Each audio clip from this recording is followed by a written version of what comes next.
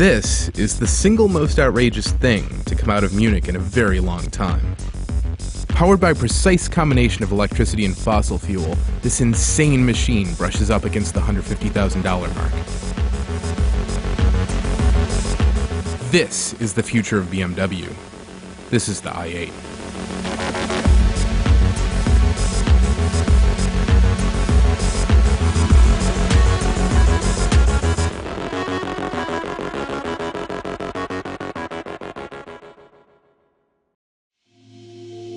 It's just like, it's like, the car is like from the future, right? Like, it doesn't feel like a BMW. It doesn't feel like anything else I've ever been in or around. It just like feels like from another dimension. It's like it was teleported in from another dimension and now I'm driving it. If you weren't told that it was a hybrid, you could conceivably believe that you were just driving like a nice sports car. It just feels like really rock solid. Everything feels like it's constructed immaculately.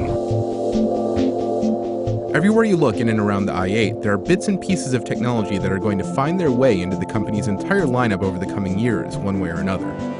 Take the car's frame, for instance. It's made of something called carbon fiber reinforced plastic, CFRP, and it's significantly lighter than the metals found in a typical car. You can see bits and pieces of CFRP when you open the i8's exotic scissor doors and trunk. It's a dark woven material that you don't really see on many other cars. One notable exception is the i8's little sibling, the i3. In fact, in many ways, the i8 is a rolling ad for the far more attainable i3, which starts at about 41 grand. Then there's the drivetrain. The i8 is a gas-electric hybrid that's powered by an electric motor in front and a 3-cylinder engine in the back. You can run it on electric power alone all the way up to 75 miles an hour if you like, but when you pair them together, you get a total of 357 horsepower. That's not really up to supercar standards, but then again, this isn't about making the fastest exotic on the block. If it was, they'd just throw a V10 or 12 in there and call it a day.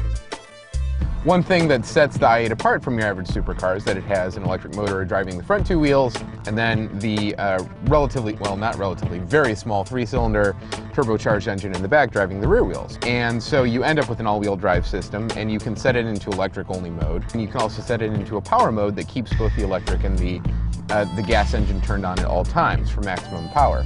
It definitely feels a little different from your average car, but it's surprisingly poised and, for lack of a better word, normal. I think that you could get into this car having driven pretty much any sports car or GT and feel right at home in this and not feel like you're missing anything. Right now, of course, since we have this parking lot to ourselves, we're operating in sport mode, which is the highest performance mode that the car has. So let's have some fun with it.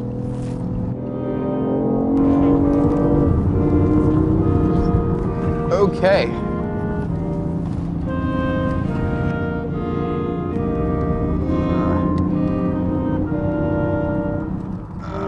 Yikes. The i8 is by no means the fastest car you can buy, but it's not slow. I'm definitely going to puke when this is over. BMW claims 0 to 60 in 4.2 seconds, which puts it in the upper echelon of sports cars. That's particularly impressive when you consider the tiny 3-cylinder twin-turbo engine spooling up just a few feet behind you. To make sure that the i8's sound lives up to its image, engine sounds are piped into the cabin. I can't really tell what's real and what's fake, but I do know that the car sounds great. Throaty, powerful, like there's a V8 or V10 in there. There are a lot of beautiful cars in the world, but this one's different. I wouldn't even really call it beautiful, at least not in the traditional sense. It's technological. It just looks like it's full of patents and gadgets and doodads. And I think everyone on the road agrees. Driving the i8 is a social experience. You can't stop for food or gas or really much of anything without people stopping by to check it out. Something about those scissor doors, I think, which don't really serve any function but to look awesome. The insane taillights, the low aggressive stance, and the tricolor paint scheme don't hurt either. It's been impossible to do anything without attracting attention. We had not one but 2 state troopers stop their patrol units to ask about it. One got in the car. It's basically a feat of gymnastics to climb in and out. That's partly because the i8 is so low to the ground, but it's also because there's a wide, tall sill at the bottom and an open door at the top. You kind of have to get one leg in, sit on the sill, scooch over, and pull the other leg in if you want to drop into your fancy ride without looking like a fool. On the way out, you have to remember to reverse the process, otherwise you'll end up with a hand on the pavement as you flop out of the car. Fortunately, once you're inside, you don't really ever want to get out. It's a comfortable, cozy, futuristic environment. Doesn't necessarily look as fancy as you might expect on a car this expensive, but it's not bad. At night, light pipes all around the console and doors can be configured to glow blue, orange, or white, which adds a lot to the future car feel. Directly ahead of the driver, a full LCD takes the place of a traditional instrument cluster. This is becoming pretty commonplace nowadays, and a color heads-up display up in the windshield means that you never really need to look down. Behind you, there are technically rear seats, but don't take them too seriously. There's no real chance of a full-grown adult ever sitting back here, but you could stash a child or two in a pinch. Bottom line, I was really sad to give back the i8 after 3 days on the road.